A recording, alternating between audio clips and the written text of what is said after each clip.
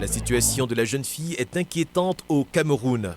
Selon des études, le taux de prévalence du VIH-Sida chez les jeunes de 15 à 24 ans est de 1,4%. Chez la jeune fille, ce taux est de 1,6%. Un chiffre qui donne froid au dos et nécessite une prise de conscience collective. C'est donc pour apporter une solution durable à ce problème que l'ONG Presse Jeunes Développement a procédé à la remise officielle d'un parquet de services aux 1500 jeunes filles bénéficiaires du programme de maintien de la jeune fille à l'école. La cérémonie officielle du lancement de ce programme s'est tenue à l'esplanade du lycée classique de Bafoussam en présence des autorités administratives. L'objectif étant de faciliter la scolarisation et l'autonomisation de la jeune fille afin de lui garantir une bonne insertion socio-professionnelle. Le message également que je veux transmettre, c'est que l'objectif à terme, c'est pouvoir suivre également leur travail à l'école. Donc qu'elles se mettent réellement au travail parce que nous ferons des descentes souvent pour voir si elles sont toujours à l'école, comment elles travaillent à l'école.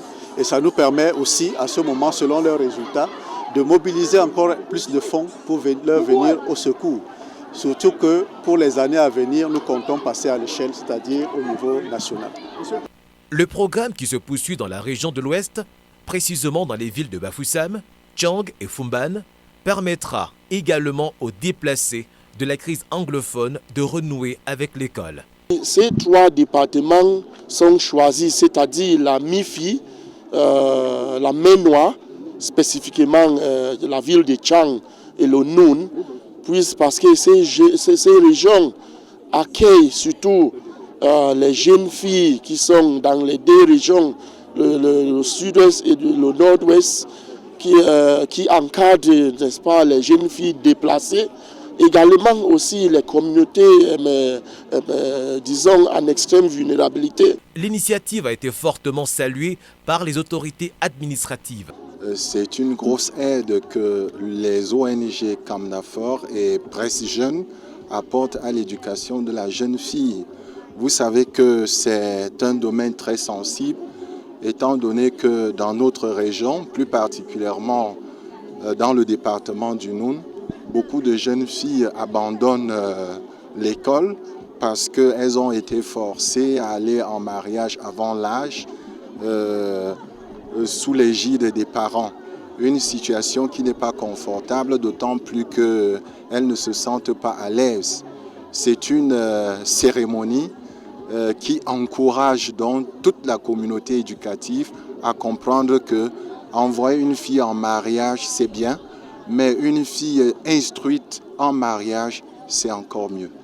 Cet appui du programme Fonds mondial de la lutte contre le sida, la tuberculose et le paludisme n'a pas laissé indifférents les heureux récipiendaires. Mon sentiment est que je suis vraiment très satisfaite de cette soirée, puisqu'il y a certaines personnes qui pensent à la jeune fille, et la jeune fille qui pense que la jeune fille n'est pas le sexe faible, qui peut se relever et que nous pouvons réussir à être de grandes personnes. Je remercie tous les gens, toutes les autres personnalités, le gouverneur, les artistes qui nous ont assistés aujourd'hui, et j'espère que nous serons toujours ainsi valorisés dans la société afin que nous aussi soyons des grandes personnes. Créé en mai 1997 sous la dénomination du Centre d'appui au développement de la presse jeune, en abrégé Presse Jeunes, l'ONG se fait désormais appeler Presse Jeunes Développement. Organisation à but non lucratif, elle a fait du volontariat et de la solidarité les valeurs chères de son action sociale, avec pour objectif une communication pour le développement.